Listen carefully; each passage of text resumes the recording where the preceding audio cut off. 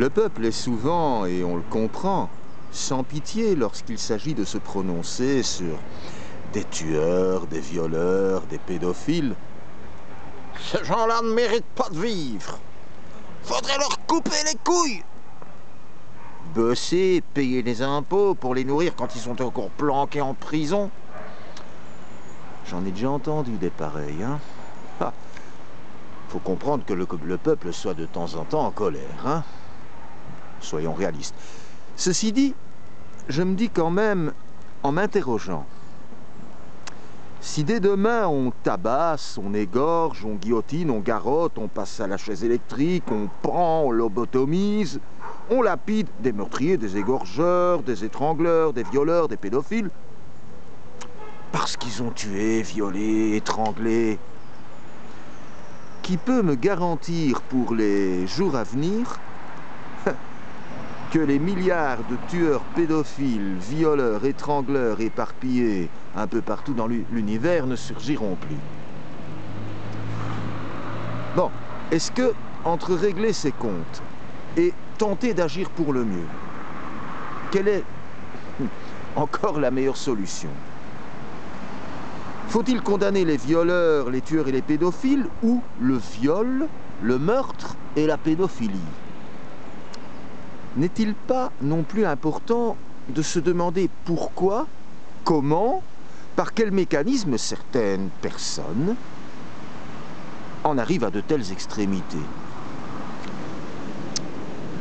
Sans être un adepte des prisons, je reconnaîtrai quand même dans un esprit purement démocratique, pacifique, leur utilité pratique.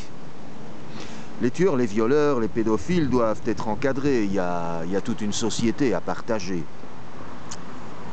Et les tueurs, les violeurs, les pédophiles ne sont-ils pas, à partir du moment où ils sont à la disposition de la justice, les mieux placés pour fournir des indices permettant de localiser les milliards de tueurs, de pédophiles égarés dans la nature?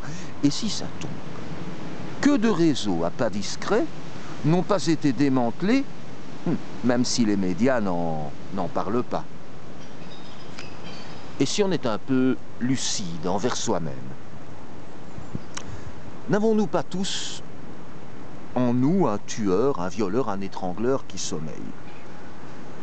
N'aurions-nous pas pu, en naissant, sortir du ventre de Madame Dutroux, vivre l'enfance, l'adolescence, le parcours de Marc Dutroux, suivre le parcours, oui, et sa logique, et commettre en fin de parcours les mêmes atrocités? On voit bien que t'es pas dans le cas, me diront plus d'un. J'en conviens, monsieur. J'en conviens, madame. Je ne suis pas dans le cas, et je garde une profonde empathie, un profond soutien pour ceux qui sont et seront, hélas, encore demain dans le cas. Mais au prix où on est parfois, au prix où on est souvent mieux placé du dehors, au prix où les regards extérieurs sont aussi légitimes, utiles, sincères, réalistes, j'ose apporter ma modeste prière à l'édifice.